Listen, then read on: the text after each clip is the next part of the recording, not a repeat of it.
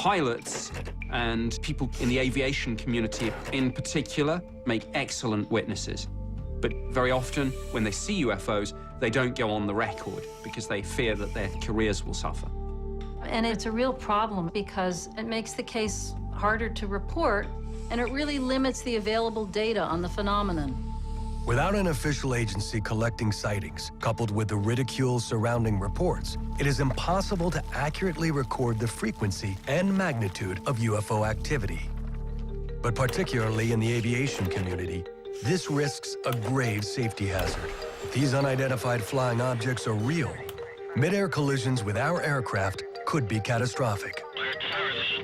Hey, Dave, it's just from United Tower. Did you see a flying disc out by C-17? I have not seen anything, Sue. And if I did, I wouldn't admit to it. Less than a decade after the Phoenix Lights, these issues are brought to light with the alleged incursion of a UFO into one of America's busiest airports. Several pilots and United Airlines workers swear they saw one, a UFO. Definitely was not an airplane as we know it.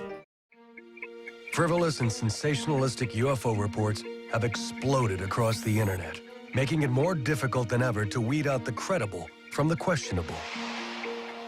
In response, a handful of experts are applying rigorous investigative and scientific standards to evaluate evidence of this phenomena.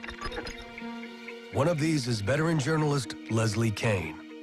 I've been looking into the UFO subject for about 10 years, always focused on the hardcore factual information. Radar evidence, the photographic evidence, the physical evidence that have been studied in laboratories, and not on the more conspiracy-oriented material that's floating out in the culture and all over the internet. In January of 2007, I was struck by an amazing story that was on the front page of the Chicago Tribune.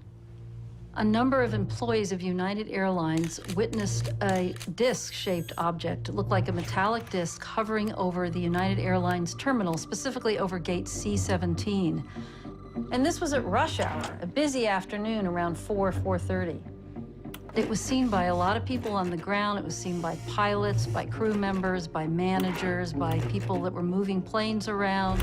It was estimated to be about 22 to 88 feet. And they said that it was hovering over gate C-17 for at least 5 minutes. And then the thing suddenly just shot up, directly up through the cloud bank above it and cut a crisp hole through it, very clean, like a cookie cutter. The witnesses, trained aviation professionals, were confounded by what they had seen. I've been at O'Hare for quite some time, and I'll tell you definitely it was not an airplane as we know it.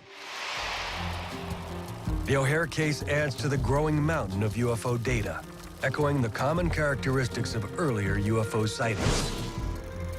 It was a disc-shaped object that hovers silently and accelerates instantly to unknown speeds. But the most critical piece of evidence is yet to be revealed. Hey, Dave, it's just from United Tower. Hey, did you see a flying disc out by C-17? Don't even start, Sue. Several months after the incident, Kane obtains a copy of the control tower tapes, which includes a never-before-heard recording of a United Airlines supervisor calling in to report the sighting. Okay, I'm sorry. What can I do for you now? All right. I told Dave there was a disc flying outside above Charlie 17, and he thought it was pretty much high. But I'm not high and I'm not drinking. Yeah. Someone actually has a picture of it, so if you guys see it out there, A disc? Like a frisbee? like a UFO type thing. Yeah, okay. Okay? Hey, I'll keep a field eye for that. All right. Okay, bye. This is, very, very important evidence. It shows that there was something there. It was reported to the tower, but it was still treated like some kind of a joke. And I believe that that's at least partly due to the FAA policy of discouraging UFO reports.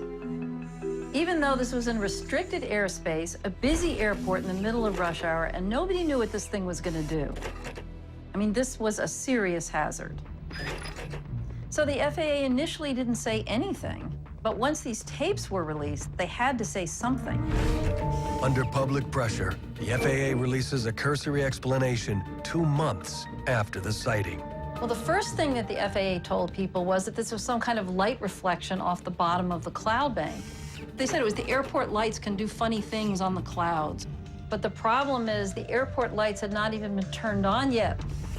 The second explanation that the FAA gave was that it was a weather phenomenon, most likely what is called a hole punch cloud. A hole punch cloud is a natural phenomenon that is caused by ice crystals falling from above a cloud down to a cloud bank below and melting a hole in the cloud. Problem is, you have to have freezing temperatures for this to occur. Well, we know for a fact that it was too warm at O'Hare that day. The temperatures were not below freezing at the level of the cloud bank.